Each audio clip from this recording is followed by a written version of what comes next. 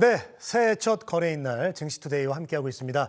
자, 매년 연초가 되면은 희망도 생기고 그리고 바라는 점들도 많고 그리고 또 1월 효과를 또 기대하시는 분들도 많이 계십니다. 작년에 좀 부진했던 이 증시를 1월에 좀 많이 할 수 있지 않을까 많은 분들이 이런 또 기대를 갖고 계시는데요. 전반적인 시장 흐름과 또 새로운 전략을 한번 세워보도록 하겠습니다. 자, NH투자증권 투자전략팀의 김영환 연구원 오늘 전화 연결되어 있습니다. 연구원님 안녕하세요. 네, 안녕하세요. 네, 반갑습니다. 새해 복 많이 받으시고요. 자, 새해 첫 주에 국내 증시 1월 효과가 나타나느냐, 1월에 좀 기대를 많이 하고 계신데 여기에 대해서 이제 많은 분들이 관심이 쏠려 있거든요. 조금 기대를 해봐도 될까요? 어떻습니까? 1월 효과라는 거에 대해서 두 가지 얘기가 있는데, 하나는 일반적으로 주가가 올라가는 현상, 12월 산타랠리의 연장선상에서 주가가 좋아지는 경우를 말을 하고요. 두 번째는 보통 대형주 대비 중소형주가 좋은 효과라는 얘기도 합니다. 근데 이 중에서 막연한 기대에 따라서 호재 같은 게 특별히 있지 않은 상황에서도 주가가 올라가는 거를 1월 효과라고 얘기를 하면은 쉽지는 않을 것 같아요. 이미 12월 달에도 산타랠리가 없었었는데 그 이유를 생각해 보면은 고금리 상황에서 경기 침체를 앞두고 있었기 때문이고요. 그 상황에서 투자자들이 연준이 경기 침체에 대응해서 조금씩은 이제 긴축적인 정책을 완화해 주지 않을까? 2023년 언제쯤에는 금리 인하가 가능하다. 뭐 이런 식의 얘기들을 해주지 않을까? 이런 기대들을 하고 있었는데 그게 10월에서 11월 달에 증시가 올라가는 배경이었죠. 근데 12월 FOMC에서 연준이 그럴 생각 없다는 거를 좀 명확해졌고 그러면서 투자자들이 실망을 하면서 산타랠리가 없었던 상황인데 그렇게 보면은 올해 1월 달도 이게 뚜렷하게 달라지기는 쉽지는 않아 보이거든요. 그러면 전체적으로 큰 폭의 주가 상승을 기대하는 1월 효과는 나타나기는 쉽지 않다 이렇게 보이고 다만 1월 효과를 중소형주가 강세가 보이는 효과라고 한다면 그거는 가능할 것도 같습니다. 일반적으로 시장 분위기가 대형주에 좋지 않은 경우에 투자자들의 관심이 중소형주로 쏠리는 경향도 강한데 그렇기도 하고요.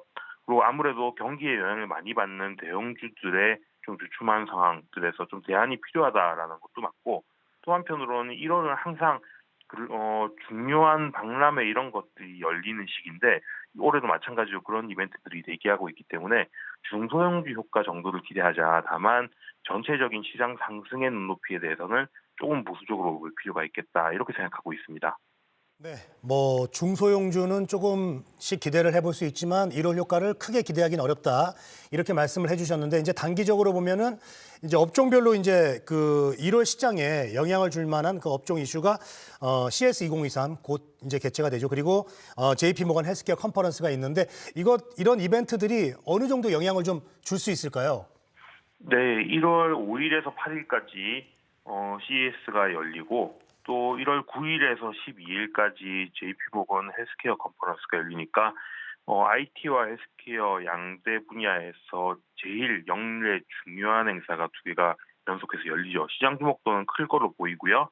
2023년도 CES는 특히나 2020년 이후의 최대 규모입니다. 이 코로나 영향들이 좀 사라진 뒤니까 아무래도 규모는 더 커지고 이번 핵심 키워드는 웹 3.0, 메타버스, 디지털 건강, 모빌리티, 지속 가능성, 인간 보안 이런 6가지 정도를 그 키워드로 주최 측은 제시를 했는데 특히 모빌리티랑 메타버스가 관전 포인트가 될 거라는 전망들이 지배적입니다. 전기차랑 자율주행차 기술의 발전으로 완성업차 업체들이 최근 들어서 CES에 많이 참여를 하는 상황인데 올해도 더 늘어날 거로 예상을 하고 있고요. 또 한편으로 메타버스는 스마트폰 시장 성장이 정체된 가운데 애플에서 올해 또 XR 기기를 내놓을 거다 이런 얘기들을 많이 하고 있기 때문에 이런 분야에 대한 관심들도 많은 상황입니다. 그리고 JP모건 헬스케어 컨퍼런스는 코로나19 이후의 팬데믹 때문에 비대면 전환을 내다가 3년 만에 오프라인으로 처음 개최되는 거거든요. 그럼 아무래도 대면으로 열렸을 때가 뭐 기술 수출이라던가 이런 것들에 대한 논의들도 더 활발할 수 있기 때문에 그런 것들이 올해는 좀 늘어나지 않을까라는 기대들을 합니다. 그래서 IT 분야랑 헬스케어 분야 양쪽에 대해서 상당히 좀 기대할 필요가 있고 여기서 의미 있는 결과치를 내놓는 기업들에 대해서 좀 주목할 필요가 있겠다 이렇게 말씀드리고 싶고요.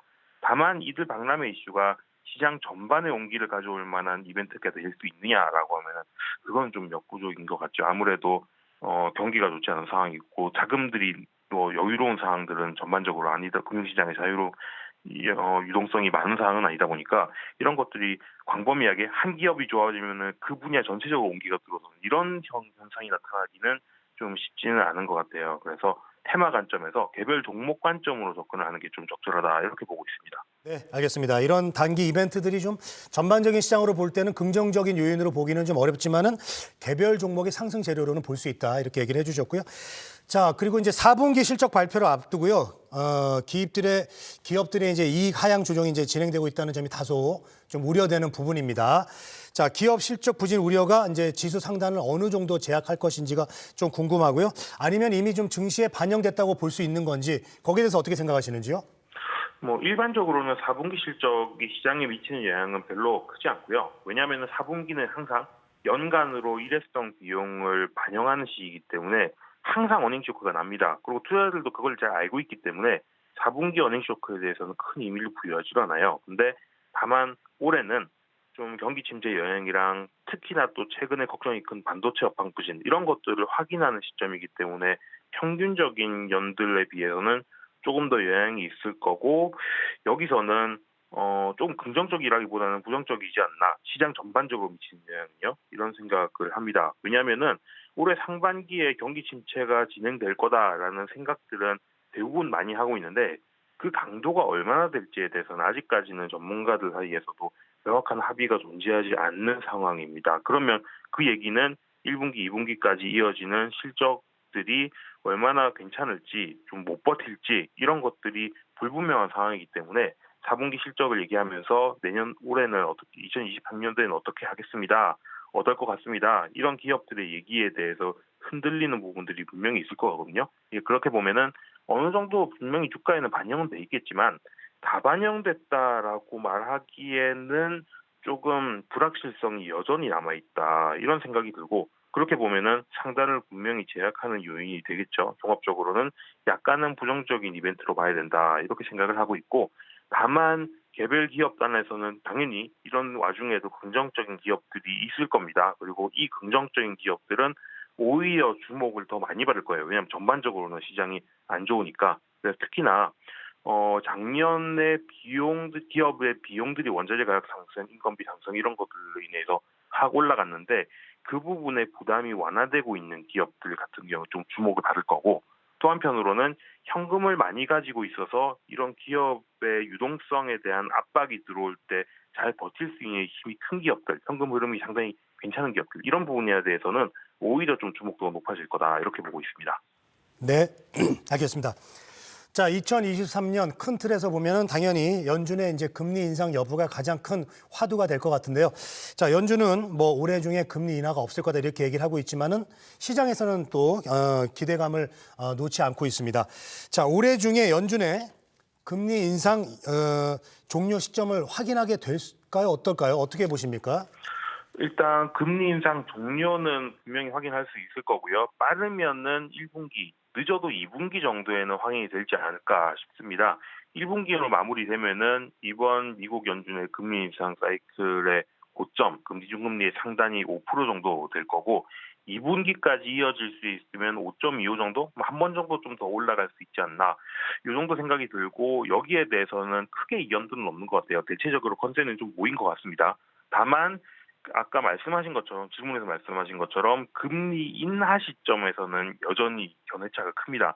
시장 참여자들은 한 4분기 정도에는 50bp 정도 금리 인하를 해주지 않을까? 이런 기대들을 여전히 많이 하고 있는 상황이고요.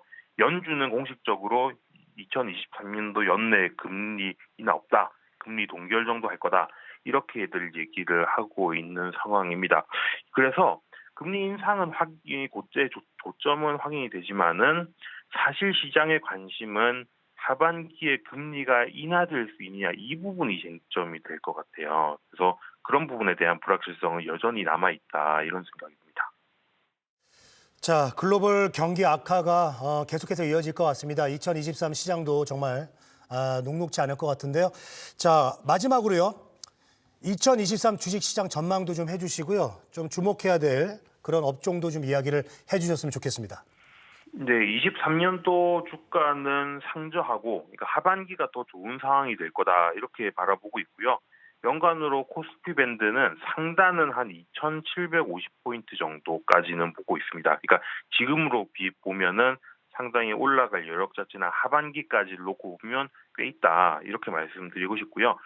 그렇게 생각하는 이유가 글로벌 경기의 사이클이 상반기에 얕은 침체를 겪은 이후에 하반기엔 반등할 거라고 저희가 보고 있기 때문인데 그렇게 하반기에 반등할 수 있다고 생각하는 이유의 첫 번째는 중국에서 코로나19 방역을 이제 완화를 했는데 분명히 한 차례 확진자가 늘어나고 이 혼란스러운 것들이 있겠지만 우리가 여타 국가들에서 방역 완화한 이후에 벌어졌던 일들을 생각하면은 하반기에는 좀 이런 것들이 잦아들면서 소비가 좋아지지 않을까? 그럼 중국방 경기 모멘텀이 하나를 기대를 하고요. 두 번째는 미국에서 작년에 통과시켰던 인플레 감축법의 본격적인 발효가 시작되는 게 올해 한 2분기쯤 될 겁니다. 그럼 이 이후에 미국발 투자 확대 분야가 기대가 되고요. 세 번째는 이거는 조금은 불확실한 요인이긴 합니다만 올해 한 3분기쯤에 애플이 증강현실 기기를 출시할 거다 이런 얘기들을 하고 있는데 최근에 IT 분야에서 이렇게 막 새로 성장하는 분야들이 별로 없어져 있는 상황에서 이런 것들이 좀 또 한편으로는 모멘텀이 되지 않을까. 그래서 이런 것들을 생각하면은 하반기 경기는 들어올려지고 주식시장도 같이 들어올려질 수 있다 이렇게 바라보고 있습니다. 유망업종에 대해서는 미국 앞서 말씀드린 모멘텀들이랑 다 연관이 되는데 미국 투자와 관련된 신재생 분야라던가 그리고 미국의 서버 투자라던가 이런 분야들에 좀 주목을 하고 있고요. 또 한편으로 증강현실기기 신제품이 만약에 나오게 된다면 IT 부품 이런 쪽들에 대해서도 분명히 관심이 돌고 반도체 분야들도 좀 같이 좋아질 수 있겠죠. 이런 분야들 볼 필요가 있겠다 이렇게 말씀드리고 싶습니다. 마지막으로는 올해부터는 미국에서 특허약 그 글로벌 빅파마들이 가지고 있는 특허약의 특허권들이 만료가 되고 여기에 따라서 바이오시밀러 시장이 확대되는 것들이 또 예상이 되고 있어요. 이런 거와 관련돼서 한국에서 이런 바이오시밀러 개발을 하는 기업들 이런 부분에 대해서도 좀 관심을 가져볼 필요가 있겠다 이렇게 바라보고 있습니다. 네, 알겠습니다. 자, 올해 투자 유망 업종 IT 헬스케어 그리고 신재생 에너지까지 이렇게 한번 짚어봤습니다. 자, NH투자증권 투자전략팀의 김영환 연구원님 오늘 도움 말씀 고맙습니다. 네, 감사합니다.